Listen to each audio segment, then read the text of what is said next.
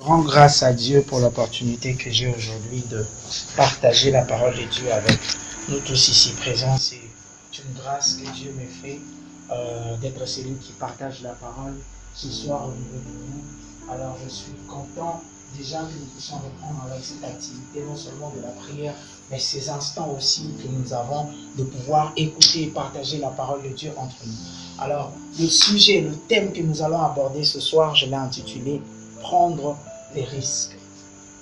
Prendre le risque. Je suis dans le livre de Genèse 22, du 1er au 15e verset. C'est un très long texte, je vais le lire. Après ces choses, Dieu mit Abraham à l'épreuve et lui dit, Abraham, et il répondit, mais voici.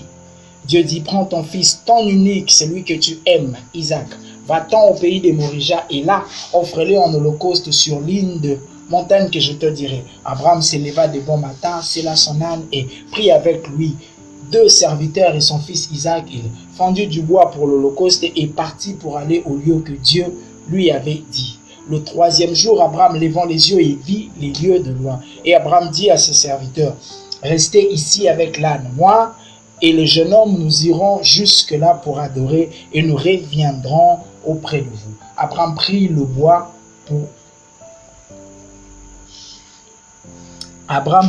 le bois pour l'holocauste et les chargea sur son fils Isaac et porta dans sa main le feu et le couteau et ils marchèrent tous deux ensemble. Alors Isaac parlant à Abraham son père dit, mon père. Il répondit, mais voici. Il dit, voici le feu et les bois, mais où est l'agneau pour l'holocauste? Abraham répondit, mon fils, Dieu se pourvoira lui-même de l'agneau pour l'holocauste. Je vais m'arrêter là. Alors, l'histoire est simple. Tout le monde connaît cette histoire. C'est l'histoire d'un homme qui s'appelle Abraham. Abraham est un homme qui vivait en Chaldée. Et un jour, Dieu va le voir et dit, Abraham, je veux que tu quittes ta patrie, que tu quittes tout ce que tu as ici et que tu t'en ailles. Abraham a pris tout ce qu'il avait et il est parti avec sa femme et son neveu et ils sont partis. Alors Dieu lui a dit, si tu pars, je te donnerai un enfant. Mais quand Abraham est parti, des années plus tard, Abraham n'arrive toujours pas à avoir cet enfant que Dieu lui avait promis. Alors ce qui se passe, c'est qu'après, sa femme lui dit, non Abraham, tu vois ce que Dieu avait dit, ça traîne. Est-ce que je peux te proposer quelque chose? Moi, je veux qu'on fasse des trucs, aujourd'hui on appelle ça mère porteuse. On va prendre ma servante, il faut déjà savoir qu'à l'époque, cette histoire des mères porteuses déjà existait. Et dans cette culture, c'était déjà quelque chose qui arrivait surtout dans des familles riches, des personnes qui étaient très riches et que lorsque la femme n'arrivait pas à concevoir, on prenait une servante de la maison qui arrivait à avoir des enfants pour sa patronne, mais ces enfants n'étaient pas considérés comme les enfants de la servante, ils étaient considérés comme les enfants de la maison parce que c'était les enfants leur père, c'était le propriétaire de la maison. Alors, c'est comme ça que Sarah propose à son mari, Abraham lui dit, ok, je vais te donner ma servante, comme ça, toi, tu vas sortir avec ma servante et après, vous aurez un enfant. Et c'est ce qui se passe. Abraham a un premier fils qui s'appelle Ismaël avec sa servante Agar. Mais quelques temps après, juste quelques temps après la naissance d'Ismaël, Dieu a accompli la promesse qu'il avait faite à Abraham de lui donner un fils. Il lui a donné un fils qu'il appelait Isaac. Alors, ce qui se passe, c'est que vous savez, dans une famille, lorsqu'il y a 2 mamans, il y a toujours des querelles et des disputes, il se passe toujours des choses. Sarah dit à Abraham, je veux que tu chasses cet enfant, je ne veux pas le voir chez moi à la maison. Comme je l'ai dit au départ, Ismaël était le fils d'Abraham. Donc, ce n'était pas facile pour Abraham de laisser partir Ismaël. Et Abraham dit à Dieu, me dit, mais est-ce que tu vois ce que cette femme me dit? Il me dit qu'il faut que je chasse mon fils Isaac, mon sang, c'est mon propre fils. Je dis, ouais, elle n'a pas totalement tort, il faut que tu chasses cet enfant. Vous imaginez la douleur de ses pères de chasser son propre enfant de la maison pendant que l'enfant n'a rien fait. Il prend l'enfant et sa mère et il les fout dehors, comme ça. Donc comme ça, Abraham n'a plus qu'un seul fils. C'est pour ça que vous voyez, lorsque Dieu insiste ici, il dit, donne-moi ton fils, ton unique. Pourquoi? Parce que Ismaël était déjà parti, Abraham n'avait plus qu'un seul fils, il ne lui restait qu'Isaac. Mais comme si ça ne suffisait pas, Dieu, quelque temps juste après qu'Ismaël soit parti, Dieu vient dire à Abraham, ok, maintenant on va faire un truc. Je veux que tu me donnes ton fils là, celui qui te reste là, je veux que tu me le donnes. Et c'est là que toute l'histoire va commencer. Parce que Abraham se retrouve maintenant dans une histoire où il risque de ne plus rien avoir dans sa vie d'humain. Seigneur, le deal qu'on avait fait toi et moi au début, c'était que tu me donnes un enfant. Maintenant, j'en ai eu 2, tu as déjà pris le premier. Tu veux encore en prendre un autre. Seigneur, est-ce que tu es sérieux? Si tu me prends cet enfant, qu'est-ce que tu veux qu'il me reste après? Je n'aurai plus rien.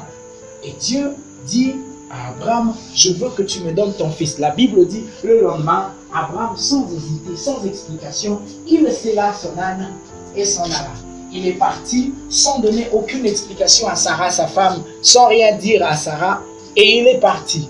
Et c'est comme ça qu'Abraham est parti pour livrer son enfant entre les mains de Dieu. Alors lorsqu'on parle d'un holocauste, l'holocauste c'était des sacrifices qu'on donnait, on égorgeait l'agneau, l'animal, après on le brûlait au feu. C'est cette fumée-là qui montait qu'on disait que Dieu recevait l'offrande par la fumée.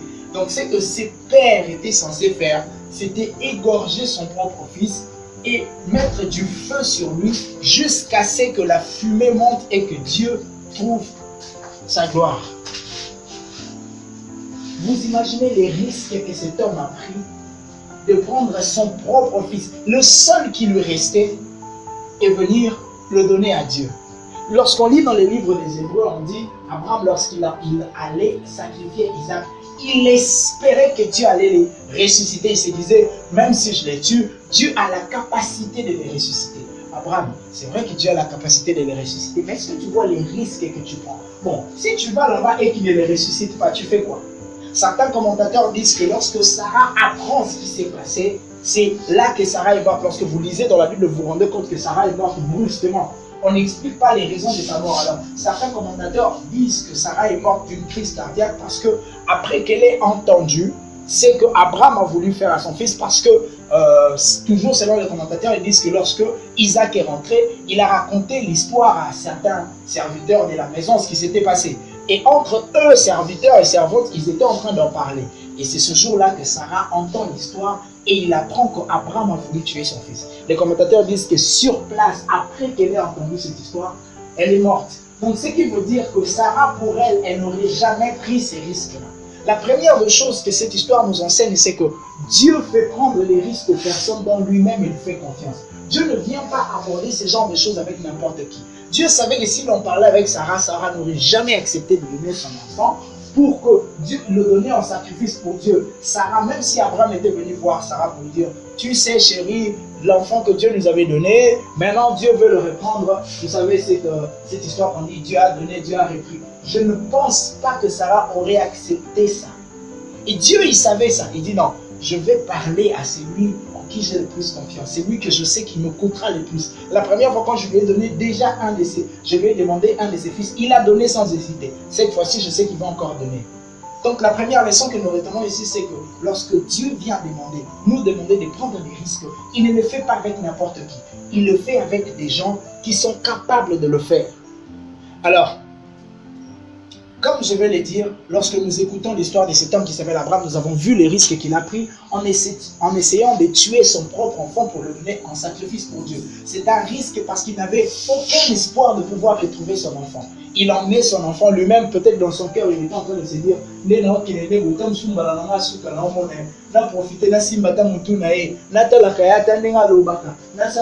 parce qu'il se disait peut-être que c'est la dernière fois que je le vois aujourd'hui. Il n'avait aucun espoir qu'il allait rentrer avec cet enfant. C'était un très gros risque qu'il prenait. Non seulement c'était un risque pour lui-même dans son cœur, mais c'était un risque pour son mariage aussi. Parce qu'après, on voit qu'il a perdu sa femme à cause de cette histoire. Donc, c'était vraiment un risque qu'il a pris. Mais vous savez, dans la Bible, c'est qu'Abraham n'est pas le seul homme à avoir pris des risques pour Dieu. C'est le seul homme à avoir eu tellement confiance en Dieu qu'il a même pris des risques pour lui. Lorsque nous lisons dans le livre de Juges, le verset 7, il y a un homme qui s'appelle Gédéon. Gédéon, Dieu vient lui dire, Gédéon, tu es un guerrier, avec toi je vais libérer le peuple d'Israël, parce que lorsque nous lisons le livre des Juges, c'est ce livre où Dieu élève certaines personnes pour qu'ils puissent libérer le peuple d'Israël, parce que lorsque vous lisez le livre des Juges, il y a toujours cette histoire dit, les peuples de Dieu a péché, Dieu élèva quelqu'un Dieu a suscité quelqu'un pour libérer le peuple, et puis après le peuple a encore péché, Dieu a suscité quelqu'un. Cette fois-ci, Dieu suscite quelqu'un qui s'appelle Gédéon. Gédéon qui n'a jamais combattu, qui ne connaît pas le combat, il ne sait pas ce que c'est que combattre. Et puis subitement, ce jour-là, Dieu dit, toi tu es mon guerrier, c'est avec toi que je vais libérer le peuple d'Israël. Gédéon s'en va, mais il se passe quelque chose de bizarre. Gédéon, lui, il prend, Dieu lui dit, ok, élève une armée, on va aller en guerre. Gédéon prend 22 000 hommes. Mais son problème, c'est que face à lui, il a 200 000 hommes. Il n'a pas 22 000. Il a 200 000 hommes. Mais lorsqu'ils arrivent, Dieu dit, non, 22 000, c'est un peu trop pour moi. Non, moi, je ne peux pas te donner la victoire avec 22 000, ça va faire trop. Commence d'abord par leur poser la question, qui a peur? Gédéon s'élève et dit, bon, qui a peur d'aller en guerre? 12 000 personnes se sont désistées. Et ils sont partis. Gédéon reste avec une armée de 10 000 soldats. Non seulement il a quitté de 22 000 face à 200 000, mais maintenant il n'a que 10 000. Et comme si ça ne suffisait pas, Dieu dit, non, 10 000 aussi c'est trop pour moi. Et je crois que Gédéon dans son cœur, il est en train de dire, maintenant maman l'a dit que chiffres, je quitte. Les gens qui sont en face de nous là, je ne suis pas sûr qu'on pourra les battre. Et Dieu dit, ok, on va encore faire un autre test. On va arriver au bord de la rivière. Ceux qui vont l'appeler c'est comme prendre de l'eau et comme ça, prendre ça avec sa bouche. Il dit, ceux qui vont l'appeler c'est seulement avec ces guerriers-là qui j'irai me battre. Mais ce qui se passe, c'est quelque chose de bizarre. Le seul soldat ou militaire à avoir l'appeler n'était au nombre de 300. Donc, il y a eu 9700 qui sont tombés complètement dans l'eau. Et Dieu dit, non, tous ceux qui sont entrés dans l'eau là, non, c'est pas eux. Moi, je vais prendre seulement le 300. Imaginez-vous, une guerre d'une armée de 300 hommes et une armée de 200 000 hommes. C'est quoi ça? Gédéon, est-ce que tu vois les risques que tu es en train de faire prendre aux enfants d'autrui? On ne peut même pas se battre. Et vous n'imaginez même pas la suite. Vous savez ce qui se passe, c'est qu'ils ne leur donnent même pas des armes pour combattre. Ils n'ont pas d'armes pour combattre. Qu'est-ce qu'on leur donne? On leur donne des cruches et des trompettes. Vous savez ce que c'est que des cruches? Vous savez ce qu'on appelle en lingala kisanga. Vous voyez les trucs là, on met des vins à l'intérieur. En fait, les Juifs utilisaient ça pour mettre de l'eau et toutes ces choses. Alors on dit, on leur donne des cruches d'eau et des trompettes. Les gens qui vont à la guerre, on leur donne des cruches d'eau et des trompettes. Une cruche d'eau au maximum, si je tape ça sur la tête des chrétiens, au maximum, il a une blessure ici. C'est le maximum que ça peut se faire. Il ne mourra pas de ça. Une trompette, si je tape, j'ai vu, au maximum, elle a un bleu ici, mais ça ne veut pas dire que ça va le tuer. Quel est ce soldat qui va en guerre avec un instrument de musique et un truc pour boire de l'eau? Ça n'a pas de sens. Est-ce que vous imaginez les risques que ces gens sont en train de prendre? Mais pourquoi ils sont en train de prendre tous ces risques? Parce qu'ils ont fait confiance en Dieu. Dieu leur a dit, non, moi je vais vous donner la victoire, mais avec mes propres armes à moi. Je ne veux pas utiliser vos armes. Moi j'ai mes armes à moi. Mes armes qui sont conventionnelles. Je n'utiliserai pas vos armes, mais j'ai mes propres armes. Si vous voulez vous battre à mes côtés, il faut que vous fassiez les choses selon moi. Il y a quelqu'un ici à qui Dieu est en train de dire, ok, moi je vais faire des choses pour toi. Je vais t'aider à avancer. Je vais t'aider à évoluer, mais il faut que tu fasses des choses selon moi. Mais quand tu vois les choses que Dieu te propose, tu dis, Seigneur, est-ce que tu te rends compte du risque que je dois prendre pour utiliser tes armes? Il y a un garçon qui s'appelle David.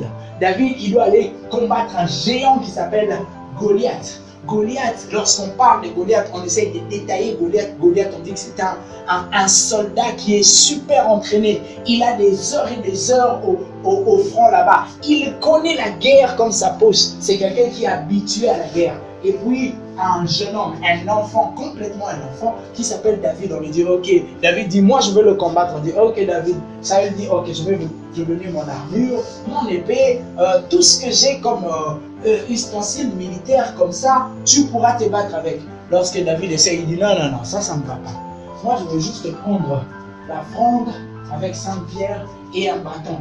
Lorsque Goliath le voit, il rit. Goliath dit, non mais est-ce que tu me prends pour un chien pour que tu viennes vers moi avec un bâton? Parce que Goliath s'est dit, c'est pas avec ça qu'on se bat quand même. Tu as vu qui je suis? Vous savez, des fois, lorsqu'on vient avec nos armes devant les ennemis, ils te regardent et disent, hey, qu'est-ce que tu emmènes devant moi? Est-ce que tu vois les risques que tu es en train de prendre? Mais j'en ai rien à foutre de ce que j'apporte devant toi comme arme. David dit, toi tu viens en face de moi avec tout ce que tu as comme armée. Moi je viens t'affronter avec le nom de Jésus-Christ. J'ai une arme qui est tellement puissante que ça peut terrasser tout ce que tu apportes devant moi. Oui, je suis en train de parler à quelqu'un, de prendre les risques, d'accepter les armes de Dieu. Oh, je sais, prendre les risques parfois ne te plaît pas. Quand tu regardes les risques que tu dois prendre, tu dis, est-ce qu'il faut que je fasse ça avec ça? Oui, tu dois faire ça avec ça.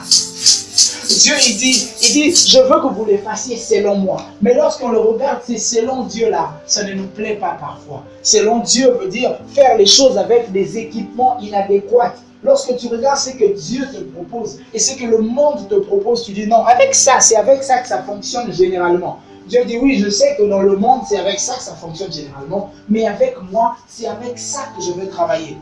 David va se battre contre Goliath. Lorsqu'on voit comment David se bat, David gagne le combat. David, comment tu as fait pour gagner le combat?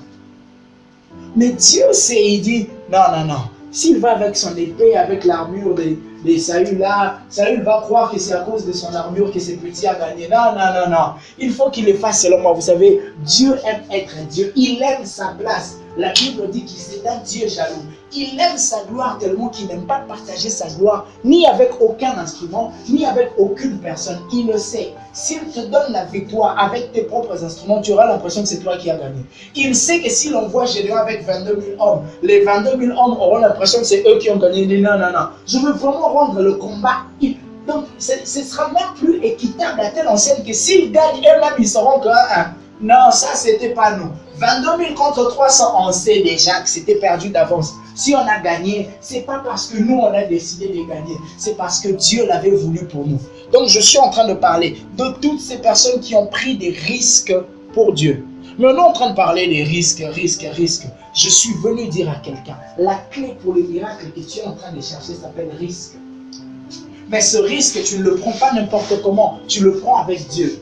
Je ne dis pas qu'il faut aller, ok, ça va, mais que tu es le manakatika de la presse, non, ça c'est de la bêtise, c'est pas un risque. Les risques, c'est ce que tu fais avec Dieu. Quand Dieu te demande de faire une chose, quand Dieu te demande de prendre un risque, il connaît la suite. Un jour, j'étais en train de prier, j'ai marché, j'étais en haut. Dieu m'a dit une chose, il m'a dit, tu vois, toi tu marches, tu ne sais pas ce qu'il y a là-bas devant. Moi, je sais, si je te dis, continue d'avancer, tu as l'impression que tu dis, mais là-bas devant, il n'y a plus rien. Moi, je sais que là-bas devant, il y a une voiture qui va t'attendre pour continuer. C'est qui courbe comme ça. De l'autre côté, c'est que toi, tu ne vois pas. Moi, j'ai déjà vu ça. Quand Dieu te demande de prendre un risque avec, il sait déjà ce qu'il te demande de faire. Il sait qu'il a la capacité de te donner cette victoire. Sans ces choses que toi tu penses être aussi importantes pour avoir cette victoire. Dieu sait qu'il peut te donner la victoire avec des armes qui n'ont rien à voir avec le combat compassionnel. Ça veut dire, lorsque tu regardes les armes que tu as dit, Seigneur, généralement, quand il faut que je me batte, ce n'est pas avec ça que je dois me battre. Dieu dit, oui, je sais, mais si tu te bats avec les armes conventionnelles, tu auras l'impression que tu as gagné parce que tu avais les armes qu'il faut. Non, non, non. Il faut que je te donne vraiment les armes qu'il ne faut pas là. Que tu aies vraiment l'impression de prendre des risques. Quand tu vas gagner à la fin, tu sauras que tu n'as pas gagné parce que tu pouvais, mais que tu as gagné parce que tu étais avec moi. Donc j'étais en train de dire, c'est quoi un risque? Un risque, en français on dit un risque, est la possibilité de survenir d'un événement indésirable. Donc c'est le fait de rendre possible par toi-même un événement indésirable. Donc c'est toi-même qui décides que je vais faire en sorte que quelque chose de mauvais m'arrive. C'est pas quelqu'un d'autre qui décide, c'est toi-même qui décides. Tu prends les risques, c'est ce qu'on appelle prendre un risque. Ça veut dire faire en sorte que toi-même tu sais que si je laisse ça arriver, ce ne sera pas bon pour moi. Si je vais en guerre avec des cruches et des trompettes, c'est déjà la mort assurée pour moi. C'est ça qu'on appelle un risque. Si je vais en guerre avec 300 hommes contre 200 000 hommes, c'est la mort assurée pour moi. C'est ça qu'on appelle un risque. Mais je suis en train de parler de toutes ces personnes dans la Bible qui ont pris des risques pour Dieu. Ils ont pris des risques sérieux. La question c'est, as-tu confiance en Dieu au point de prendre des risques pour lui? C'est la question qu'on veut poser ce soir. Quel est le niveau de ta foi? Est-ce que tu as tellement confiance en Dieu que tu peux accepter de prendre des risques pour lui? C'est la question que Dieu m'envoie te poser ce soir. Est-ce que tu peux prendre des risques pour Dieu? Quels sont les risques que tu peux prendre pour lui? Est-ce que tu peux accepter de prendre des risques pour Dieu? Dieu cherche des gens qui lui feront confiance à l'aveuglette. Oui, c'est vrai que l'homme a toujours tendance à croire, à voir pour croire. L'homme de nature, il aime d'abord voir et puis après il va croire. Lorsqu'on est venu dire à Pierre, Jésus est ressuscité, il a dit non, non, non, non, non. Moi je vais d'abord à la tombe. Si je ne vois pas que cette tombe est vide, je ne croirai pas. Thomas a refusé de croire jusqu'à ce que Jésus lui dise, tu vois, lorsqu'on lit dans Jean 29, le verset 20, Jésus lui dit, parce que tu m'as vu que tu as cru. Mais il dit quelque chose de bon à la fin, il dit, heureux ceux qui croient sans avoir vu. Jésus dit, ouais, je sais que tu n'es pas sûr, je sais, tu as l'impression que tu es vraiment en train d'aller sur un chemin où tu te poses la question, est-ce que ça va marcher à la fin? Est-ce qu'à la fin, ce sera bon? Dieu dit, oui, je suis au courant, je sais que tu as peur, mais heureux ceux qui croient sans avoir vu. C'est vrai que tu n'as pas encore vu cette réussite, c'est vrai que tu n'as pas encore vu ce succès, mais est-ce que tu peux me faire confiance avant de voir ça?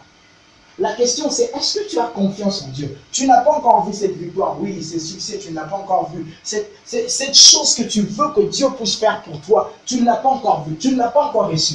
Mais est-ce que tu fais assez confiance en Dieu pour arriver à les faire confiance avant que tu n'aies vu ce que tu veux que Dieu te donne? Es-tu prêt à prendre des risques pour Dieu? Tu n'es pas sûr, mais fais-le quand même.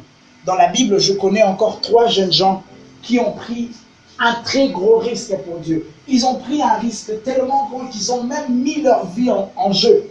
Shadrach, Meshach et Abednego. Le roi a établi une statue, il dit, ok, à chaque fois qu'on sonnera de la trompette, toute personne doit se mettre à genoux devant la statue. Alors il est arrivé qu'à chaque fois qu'il arrivait qu'on sonnait de la trompette, eux ne se mettaient pas à genoux. On est allé dire au roi, il dit, il y a 3 jeunes gens là-bas, à chaque fois qu'on sonne de la trompette, eux ils ne se mettent pas à genoux. Le roi vient le voir, il dit, mais pourquoi vous ne vous mettez pas à genoux? Si vous ne vous mettez pas à genoux, je vais vous tuer, je vais voir ce que votre Dieu fera. J'aime la réaction de ces jeunes gens, il dit, oh roi, vis éternellement. Ne t'inquiète pas, ne finis même pas ta phrase. Tu vois ton truc là, on ne va pas se mettre à genoux, il faut laisser les gens. Les mecs qui sont là, ils n'ont même pas peur, ils se disent, roi, ça ne sert à rien que tu finis ta phrase. Ne finis même pas ta phrase. Ta statuette là, non, on ne se mettra pas à genoux, ça ne sert à rien. Le roi dit, je vais vous jeter dans le feu et je verrai quel Dieu viendra vous libérer de mes mains. Le roi, il était tellement sûr de son pouvoir qu'il savait que et eux, ils connaissaient le pouvoir de ce roi. Ils savaient que c'était un roi très puissant. Mais ils ont dit, bon, de toutes les façons, peu importe. Nous, et que tu pourras dire ce que tu veux, comme tu veux, ben on s'en fout. Quoi, cette statue que tu as mis là-bas, non, nous on ne se mettra pas à genoux. Ils ont mis leur vie en jeu. Est-ce que tu es prêt à mettre ta vie en jeu pour Jésus? Un jour, un homme de Dieu prêchait, il a dit, si seulement aujourd'hui on dit, toute personne qui est chrétien sera coupable et aura une peine de mort. Je vous jure, il y aura beaucoup de non-coupables ici. Si on dit qu'on est chrétien, bakangio coupable, peine de mort, non coupable. Parce que beaucoup de personnes vont désister. Es-tu prêt à prendre des risques pour Dieu? Alors, quelqu'un est en train de se poser des questions. Bon, je vais prendre des risques pour Dieu. Pour gagner quoi? Oui, Dieu, il veut que je prenne des risques pour lui. Mais qu'est-ce qui me rassure qu'à la fin, ce sera bon pour moi? Écoutez ce que Dieu dit dans Malachie 3:10. Il dit, apportez à la maison du trésor toutes les dîmes afin qu'il y ait de la nourriture dans ma maison. Écoutez maintenant la suite, il dit, mettez-moi de sorte à l'épreuve, dit l'Éternel des armées, et vous verrez si je n'ouvre pas pour vous les écluses des cieux, si je ne répands pas sur vous la bénédiction en abondance. Dieu dit, ceux qui prennent des risques pour moi, mettez-moi de sorte à l'épreuve. Dieu attend seulement que tu le mettes en épreuve. Il dit, j'attends seulement. Tu vois, Dieu dit, moi je n'attends pas que ce soit gros. C'est pour ça que Jésus dit, il dit, si vous avez la foi comme un grain de s'élever, il dit, je n'attends pas que ce soit gros. J'attends seulement kaka yamukie. Dès que vous avez yamukie, si seulement tu prends les risques, tu verras ce que je vais faire. Amen. Dieu dit, vous attendez quoi? Vous attendez quoi? Moi j'attends juste que vous commencez à prendre les risques. Tu as peur de prendre. Dieu dit, ok, je vais vous rassurer. Je sais que vous avez peur, je vais vous rassurer. Moi j'attends que tu poses les pas. Moi j'ai déjà fait les pas de venir vers toi. Je suis venu déjà te dire que si tu prends les risques pour moi, ce sera bon. Maintenant là j'attends que tu fasses juste un pas. Ne fais pas 2 pas. Fais un seul pas seulement. Tu verras ce que je vais faire. Vous savez, ils ont le quoi vous avez.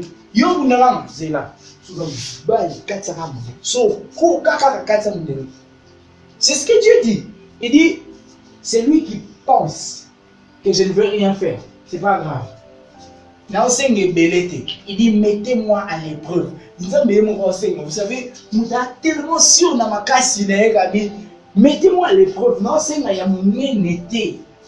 un peu. Jésus dit, si vous avez juste la foi comme un grain de sénévé, il y a mon qui est un grain de sénévé. C'est pas plus grand que ça. Il dit, il y a mon qui est caca. Il dit, avec un grain de sénévé, vous pouvez déplacer les montagnes.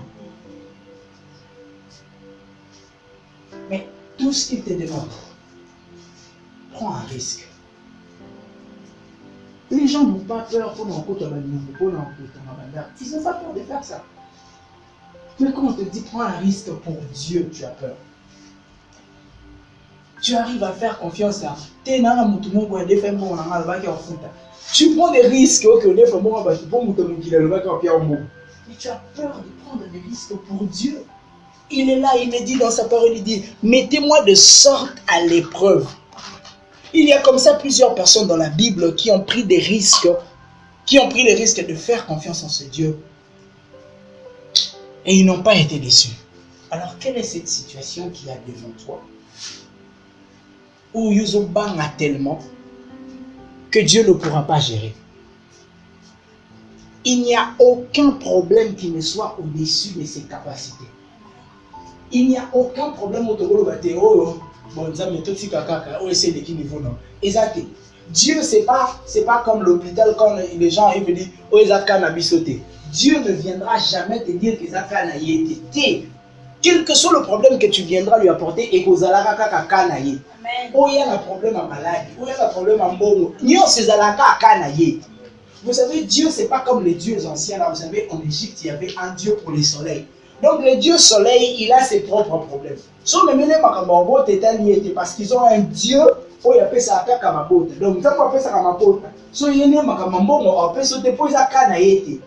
Les dieux anciens pouvaient facilement te dire, non, ça, c'est pas mon cas. Tu es en train de prier les mauvais dieux. Tu me dis pourquoi? Pour l'argent? Non, moi, je suis le Dieu de naissance. Si tu as besoin d'enfants, tu viens chez moi. Mais notre Dieu, il dit, moi, je n'ai pas besoin de tout ça. Vous savez quoi? Moi, je vous dis une chose. Quel que soit le problème que vous pouvez amener, vous n'avez pas lu mon CV. Vous savez, pour faire confiance en quelqu'un, il faut lire son CV.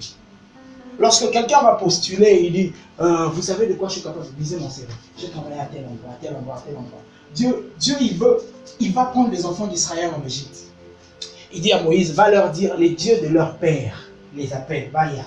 Quand ils arrivent, il dit, moi je veux devenir votre Dieu, mais je sais que vous ne me connaissez pas alors. Je vous présente mon CV. Dieu donne le livre de la Genèse à Moïse pendant qu'ils sont dans le désert. Ce n'est pas en vain qu'il les a donné ça. Non, Dieu veut se présenter aux enfants d'Israël et dire, regardez mon CV. Je n'ai pas seulement commencé avec vous. J'ai commencé avec Adam. Vous connaissez Adam? Adam, c'est votre aïeul. C'est avec lui que j'ai commencé. Quand j'ai fini avec Adam, j'étais avec Noé. Quand j'ai fini avec Noé, je suis parti avec Enoch. Quand j'ai fini, Dieu attend. C'est comme quelqu'un qui est en train de... Vous savez, aujourd'hui, quand tu vas chercher du travail, on demande de l'expérience. Quel est le niveau de l'expérience que tu as par rapport à ces domaines-là? Maintenant, Dieu dit, peu importe le domaine où il est là-bas, j'ai de l'expérience. Aux autres, tiens la TV, lis mon CV. Celui qui lit les CV de Dieu, de temps en temps, il sait qu'il peut le faire confiance. Est-ce que tu prends le temps de lire son CV? Vous savez, c'est comme quelqu'un, mais tu dis que c'est un incompétent. Ce n'est pas un incompétent, c'est toi qui n'as pas lu les CV. Quelqu'un qui ne fait pas confiance en Dieu ne peut pas dire que Dieu ne peut rien pour son problème. Je suis en train de dire, il n'y a aucun problème qui dépasse Dieu. Il n'y a aucun problème sur lequel on peut dire, il va te dire, oh, il n'y a aucun problème au sol, au niveau de commis, vous savez, Jésus arrive. Le jour où Lazare est mort, ça fait 4 jours qu'il est mort. 4. Quand Jésus arrive, Marthe lui dit, ah, si tu étais ici, mon frère ne serait pas mort. C'était une façon de lui dire, bon, moi, ils sont comme en retard, ils sont ratés. Au raté, puis moyen, aux oies de gloire, ceux qui aux alagas, mais bien, tu pouvais les guérir. Je suis venu dire à quelqu'un, Dieu n'est pas seulement capable de faire les choses que toi tu as déjà vu faire. Non, Dieu peut faire au-delà, des choses que toi tu n'as jamais vues, des choses que toi tu ne connais pas. Écoute, l'expérience que tu as avec Dieu, ce n'est pas l'expérience que tout le monde a avec Dieu. Je vous assure, il y a des gens qui peuvent vous donner leur témoignage. Quand tu entends ce qu'ils disent, tu obité nzambe c'est que yo okosa nga nzambe. Ah, yo sama kama minene boy pa batukuna nga ya nga ezalaka ba $100 na ba $200. Ozopesa bato ba $10,000 mutalala ki pauvre la muki mutambo molobi. Bonga no c'est la mama kama mikie de toi. Dieu n'est pas seulement capable de faire des choses que toi tu connais. Dieu peut faire au-delà de ça. Et ces gens-là, quand ils sont arrivés, Jésus est arrivé, ils ont limité Jésus. Pourquoi? Parce qu'ils avaient l'habitude de le voir guérir les malades. C'était la seule chose qu'ils savaient qu'il faisait. Du coup, c'était pour eux la première fois. Parce que c'était le premier Kambala Libosu Mutakou Fanami sur Yesu. Bon, Jésus dit, où est-ce que vous l'avez mis? Et il se disait, peut-être qu'il s'est dit, bon, il va se recueillir auprès de Mutakou Fitalara. Bon, ça m'a dit que ça la mission sur quel tombeau Moutou. Ah, Lazare. Vous avez Moutou Nanga, mais où me l'indété na maladie? Ceux qui ont vous avez maladie, il y a qui a des Simba. Et tout le monde, les gens du quartier ont commencé à parler. C'est pas seulement Marthe. Marie, lorsqu'il est arrivé, dit, oh, si tu étais là, mon frère ne serait pas mort. Jésus dit, ne t'ai-je pas dit que si tu crois, tu verras. Marie dit, mais, et Jésus lui dit, ton frère ressusciterait. Il dit, oui, Jésus, je sais qu'il va ressusciter. Mais ce sera à la fin, lorsque le sang va ressusciter. Jésus dit, hey, t'as la voisine qu'on dit ma future. Non, Jésus veut que quelqu'un croie maintenant. Quand Dieu te parle des choses, il te parle des choses qui vont se passer maintenant. Je suis venu te parler des choses qui vont se passer maintenant, pas des choses qui vont se passer dans l'avenir. Je ne te dis pas des choses qui vont venir dans 10 ans, dans 20 ans. Je te parle des choses qui vont commencer aujourd'hui. Si tu crois pour aujourd'hui, tu verras les choses d'aujourd'hui. Le problème avec nous parfois, c'est qu'on a tellement peur de croire qu'on dit, bon, c'est là, on a 2022. En 2021, Dieu dit non, non. Quand je viens, je descends pour la 2021. Qu'est-ce que tu veux que je fasse aujourd'hui? Ces gens-là, Marie il a dit non, je crois que mon frère ressuscitera lorsque tous les saints vont ressusciter. Je dis, ne t'ai-je pas dit que si tu crois, tu verras? Je ne te parle pas des choses à venir, je te parle des choses que tu dois voir maintenant. Et c'est ce qui se passe. Et les gens du quartier ont commencé à parler. Ah, vraiment, lui, Jésus, il est arrivé en retard. Hein? Vraiment, là, maintenant, voilà ce qui se passe. Quand Jésus prie, il dit, Père, je ne prie pas pour moi. Je prie pour eux. De toutes les façons, si j'ai fait ça sans prier, ils vont me traiter des sorciers. Bon, ça va. Je te rends grâce de ce que tu m'exauces toujours. Jésus sait, il dit, je ne viens même pas prier je ne dois pas prier pour qu'il ressuscite. Jésus ne prie pas pour que Lazare ressuscite. Il prie pour que les gens qui sont là voient qu'il a prié. Parce que quand il finit sa prière, il dit, Lazare sort. Ce n'est même pas une prière, c'est une déclaration. Il dit, Lazare sort. C'est pour ça que de temps en temps, on aime déclarer ici. Parce que la parole qui sort de ta bouche a beaucoup plus de pouvoir que tu l'imagines. Jésus dit, ok. Vous voulez voir les choses maintenant. Je sais que vous aviez l'habitude de me voir guérir. Je vais vous montrer quelque chose de nouveau.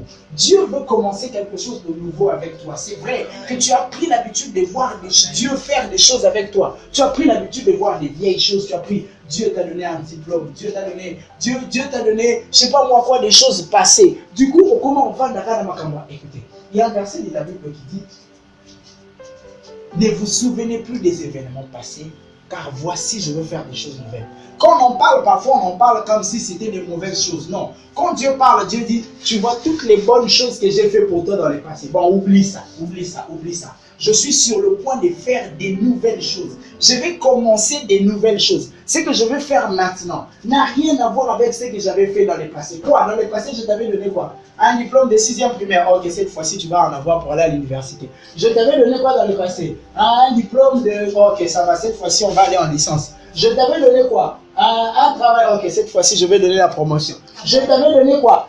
Ce que je t'avais donné là, oublie ça d'abord, oublie ça. Je ne veux plus que tu penses à ça. Parce qu'à chaque fois que tu penses à ça, tu es trop attaché à ça pour comme ça que je ne peux faire que ça. Non, non, non, non. Je peux faire plus que ça. Je m'envoie dire à quelqu'un, je peux faire plus que tu m'as déjà vu faire. Tout ce que tu m'as vu faire dans le passé, je peux dépasser ça. Tu n'as aucune idée de l'étendue de son pouvoir. Amen. Et la question c'est, est-ce que tu es prêt à prendre des risques aujourd'hui? Amen. Il dit, Ah, Nzambé. Vous savez qu'on parle de ces choses, les gens commencent à dire, ah, Baliba, Maramambo. Mais est-ce que tu es prêt à faire quelque chose, une folie pour Dieu? J'aime toujours dire, j'ai vu le prophète Joe Grace en train de prophétiser avec une précision que je n'arrivais pas à expliquer. Je suis rentré à la maison, je priais, je disais, Seigneur, comment il arrive à faire ça?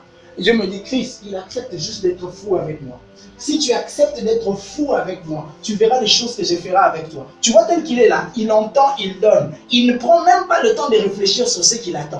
Je dis, ah, donc tout ce que je dois faire, il dit, reçois et donne. Si tu reçois et tu donnes, tu verras que ce sera facile. Le seul problème avec nous les hommes, c'est qu'on réfléchit trop.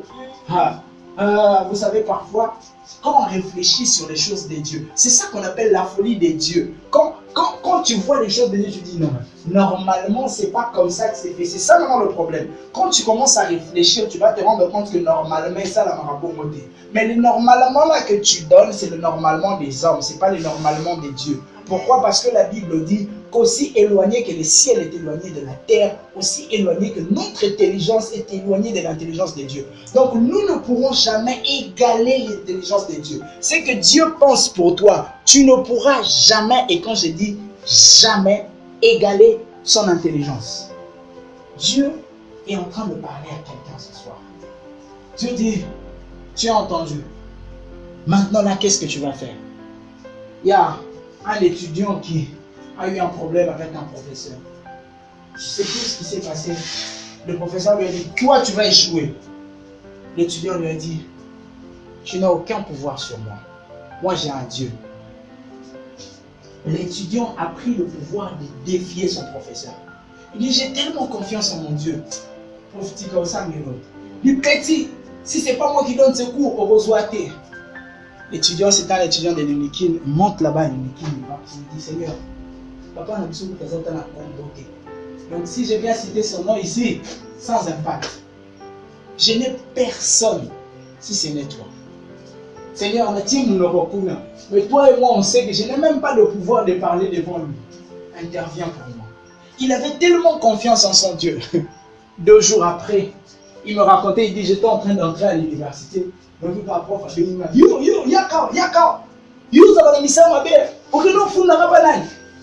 le gars, il était là, il dit, non, mais non, funda, il pas là, il dit, mais là, il était il avait des cases vides dans le cours de ce prof-là. Avait atteint 18. Pourquoi? Parce qu'il a pris le courage de défier. Il avait tellement confiance en son Dieu. Je suis en train de dire à quelqu'un, si tu as lu les CV de Dieu, ça ne t'a pas convaincu, commence à regarder autour de toi. Il y a forcément quelqu'un qui a un témoignage qui va te convaincre. Alors, ne reste pas là. Dieu a besoin des gens qui vont prendre des risques pour lui. Je l'ai dit, il a dit, mettez-moi à l'épreuve. Il dit, non, c'est la maman à Bénou. Vous êtes là, vous avez fini de prier, ok. Maintenant, mettez-moi à l'épreuve. Vous avez fini, hein? Vous avez fini de prier, de parler. Tu as parlé, tu as fini, ok. Maintenant, mets-moi à l'épreuve. Qu'est-ce que tu vas faire? Quelle est cette situation qui te complique? Dieu attend juste que tu commences à faire le pas.